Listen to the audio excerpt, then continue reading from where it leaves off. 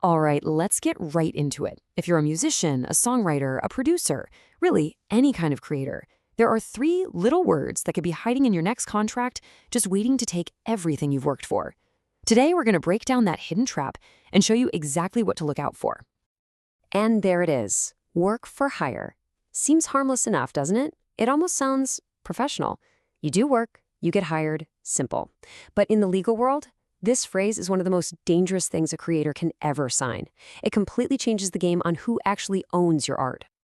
So let's peel back the layers on this thing, because what this phrase looks like on the surface and what it actually does, well, they're two totally different things.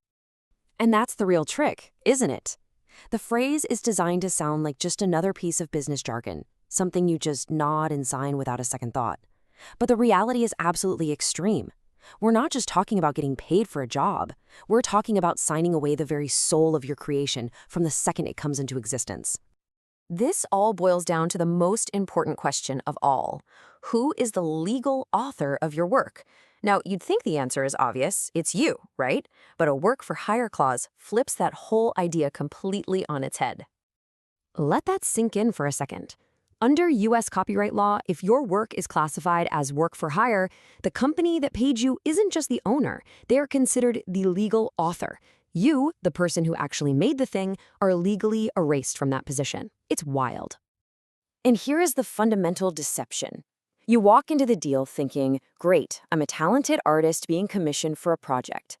The legal reality, though, is that you're basically a ghostwriter. The music was never legally yours to begin with. The label owns it from the very first note you play. So it's really crucial to understand exactly what's on the table. We're not just talking about one part of your music. The label owns it all. The master recordings, the underlying compositions, literally every single piece of music you create under that agreement. It's total, complete ownership. And this is where it becomes what I'd call an irreversible trap. Because signing this isn't some kind of temporary deal.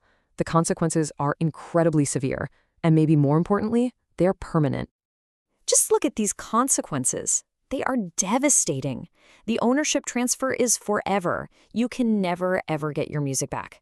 Not even if the label just puts it on a shelf and it's never heard by anyone. You can't re-record it, you lose out on all future publishing income, and you can't even register the copyright. Why? Because legally, you were never the author. It's a complete wipeout of your rights. Now, you might be wondering how they do it. Well, you'll often see this sneaky little phrase tucked away in the contract, shall be deemed a work for hire. This is what our source material calls a preemptive strike. Labels use this language to force that work for hire status on you, even in situations where the law might not normally apply it. It just slams every possible door shut. You know, there's a great way to think about this that makes it all feel very real.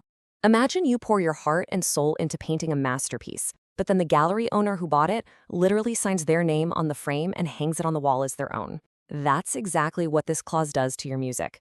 And it's forever. Okay, that's a lot of bad news, I know. But it's not hopeless. This is where we shift from a cautionary tale to an actual plan. This is your playbook for how to fight back and protect your art when you're at the negotiation table. So here are 4 critical things you can do. First, fight to own your own masters, or at the very least, get a reversion clause so the rights come back to you after a set number of years. Second, try to license your music instead of selling it. Let them distribute it, sure, but you hang on to the ownership. Third, if you absolutely can't get rid of the clause, limit its scope. Make it apply to specific songs, not everything you create. And finally, and this one is completely non-negotiable, get an entertainment lawyer to look at that contract. So let's bring this all home. What's the one core idea you need to walk away with? What is this clause really about? You have to understand this. A work for hire deal is not a partnership. It is not a collaboration. It is a tool for control that completely changes your role from an artist to a contractor, stripping you of your authorship and the legacy of your own work. And that's maybe the most important thing to remember. This isn't just about giving your rights away. It's about having them erased. The contract doesn't say, you made this and now we own it. No, it says we are the creator. It literally rewrites history from day one. And that leaves us with this one last question. Every song you write, every track you produce, that's your legacy. So before you put your name on any dotted line, you have to ask yourself, who is going to own that legacy? Will it be you? Or will it be the company with the clever fine print? The choice starts with understanding exactly what's in front of you.